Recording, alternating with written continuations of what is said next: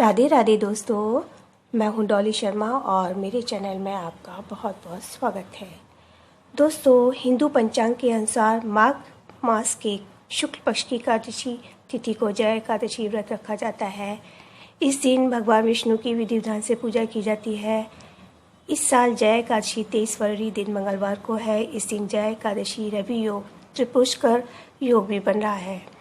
इस दिन राहुकाल दोपहर 3:26 से शाम 4:51 तक है। मैं जय एकादशी की व्रत कथा सुनाने जा रही हूँ, जो इस प्रकार है। एक बार अर्जुन ने भगवान श्री कृष्ण से प्रश्न करते हुए कहा, हे भगवान, अब कृपा कर आप मुझे माघ माह के शुक्ल पक्ष की एकादशी का क्या महत्व है विस्तार पूर्वक बताएं। माघ शुक्ल पक्ष की एकादशी में किस देवता की पूजा करनी चाहिए तथा इस एकादशी व्रत की कथा क्या है, इसके करने से किस फल की प्राप्ति होती है, शीघ्र बताएं। भगवान श्री कृष्ण कहते हैं, हे अर्जुन, माघ माह के शुक्ल पक्ष की एकादशी को जय एकादशी कहते हैं। इस दिन उपवास रखने से मनुष्य भूत प्रेत पिशाच आदि की योनि से छुटकारा मिल जाता है। इस दिन विधि विधान से पूजा करना चाहिए। मैं अब तुमसे जय एकादशी व्रत की कथा कहता हूँ, सो ध्यानपूर्वक सुनो।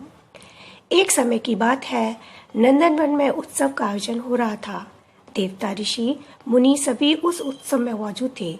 उस समय गंधर्व गा रहे थे तथा गंधर्व कन्याएं नृत्य कर रही थी। उन्हीं गंधर्वों में से एक माल्यवान नाम का गंधर्व भी था, जो बहुत ही सुरीला गाता था।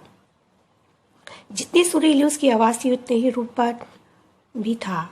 गंधर्व कन्याओं में एक पुष्यवती नामक नृत्यांगना भी थी। पुष्पवती नामक गंधर्व कन्या ने माल्यवान नामक गंधर्व को देखते ही उस पर आसक्त हो गई तथा अपने हाव भाव से उसे रिझाने का प्रयास करने लगी। माल्यवान भी उस पुष्पवती पर आसक्त होकर अपने गायन का सुर ताल भूल गया।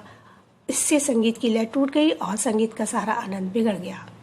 सभा में उपस्थित देवगणों को यह अच्छा नहीं लगा। माल्यवान ने इस कृत्य से इंद्र भगवान नाराज होकर उन्हें श्राप देते हैं कि स्वर्ग से वंचित होकर मृत्युलोक में पिशाचों सा जीवन भोगो, क्योंकि तुमने संगीत जैसी पवित्र साधना का ना तो सम्मान किया, उसका अपमान किया है, साथ ही सभा में उपस्थित गुरुजनों का भी अपमान किया है।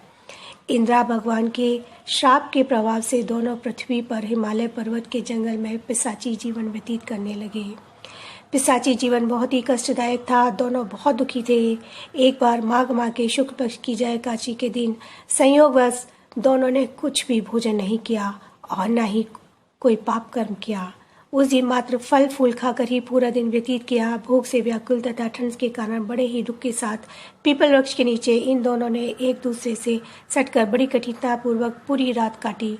पूरी रात अपने द्वारा किए गए कृत्य पर पश्चाताप भी किया और भविष्य में इस प्रकार के भूल न करने की भी ठान ली। सुबह होते ही दोनों की मृत्यु हो गई। अनजाने में ही उन्होंने एकादशी का उपवास किया था। भगवान के नाम का जागरण भी हो चुका था। परिणाम स्वरूप प्रभु की कृपा से उनकी पिशाच योनि से मुक्ति हो गई। पुनः अपनी अत्यंत सुंदर अप्सरा और गंधर्व की देह धारण करके तथा सुंदर वस्त्रों तथा आभूषणों से अलंकृत होकर दोनों स्वर्गलोक को चले गए। देवराज इंद्र ने देखकर आश्चर्यचकित हुए और पूछा कि श्राप से कैसे मुक्त हुए। तब उन्होंने बताया कि भगवान विष्णु की उन पर कृपा हुई। उन्होंने अनजाने में माघ शुक्ल पक्ष की जया एकादशी को उपवास किया, जिसके प्रताप से भगवान विष्णु ने हमें पिशाची जीवन से मुक्त किया। कुछ इस तरह से जय एकादशी व्रत करने से भक्त को पूर्व में किए पाप कर्मों से मुक्ति मिल जाती है। बोलो विष्णु भगवान की जय। श्री हरि नारायण।